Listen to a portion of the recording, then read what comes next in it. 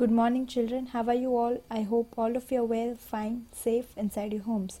So, today we will continue with chapter 2 in history, that is from trade to territory, the company establishes power.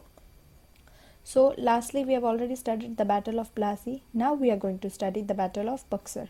That is, after the defeat of Mir Jafar, Mir Jafar was made the Nawab, but he also protested and thus he was replaced by Mir Qasim. So Mir Qasim complained and fought in the Battle of Buxar, that is in the year 1764, but eventually lost. That is, he had lost it. And in 1765, the company was appointed the Diwan of Bengal by the Mughals. So in the year 1765, he was appointed as the Diwan of Bengal by the Mughals. So the Mughals had appointed him. Thus, the revenues from India could finance the company's expenses.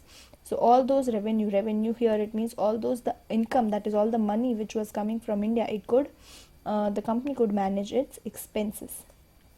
Now next topic which we have is Naboobs. So now the next topic which we have is Naboobs, N-A-B-O-B-S. So British officials such as Robert Clive, who managed to return to Britain with wealth, led fleshy lives and flaunted their riches. So they were called the Naboobs. So these are about the British officers who had taken away all the wealth from India and had managed to settle there in Britain. So they were called as Naboobs. Now the company rule expands. It is not that only after the Battle of Plassey, the Battle of Buxar, there was nothing new happening in country India, but there was also Subsidiary Alliance and Doctrine of Lapse. Now what are this? We will study in detail. Subsidiary Alliance. So what is this? According to this alliance, Indian rulers were not allowed to have their independent forces. They cannot have their own independent forces. They were to be protected by the company and had to pay for the subsidiary forces.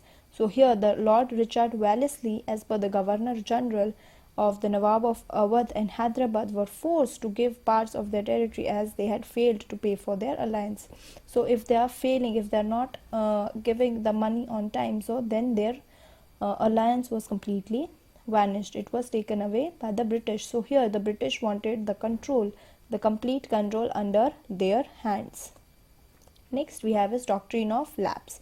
That is, in this, Lord Dalhousie, that is the Governor General from 1848 to 1856, devised the doctrine. That is, it stated that a kingdom could be annexed if the king died without a male heir. That is HEIR. It means a representative. Somebody, if today your father is there, he will manage the house, but if he passes by, then it will be you, that is his son or his daughter, who will be representing the community, or not the community but the family. So this is what we mean by representative.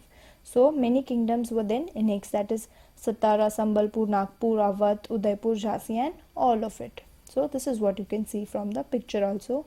And Doctrine of Lapse, it was devised, this policy was there in the rule of Lord Dalhousie. Here you can see the expansion of British rule, that is in the figure.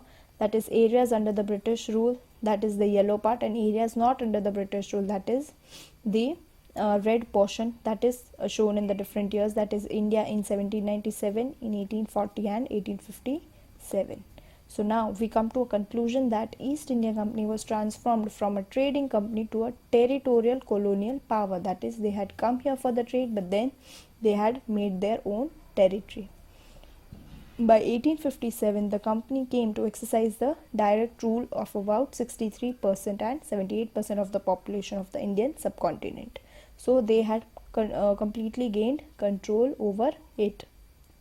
So we will have a quick recap. That is, we studied Battle of Buxar, then we studied Naboobs, Subsidiary Alliance, Lord Richard Wellesley, Doctrine of Lapse, that is about the Lord Dalhousie, and lastly the conclusion that British had captured it completely. So I hope all of you have understood it nicely. So that was it for today. Thank you and have a nice day.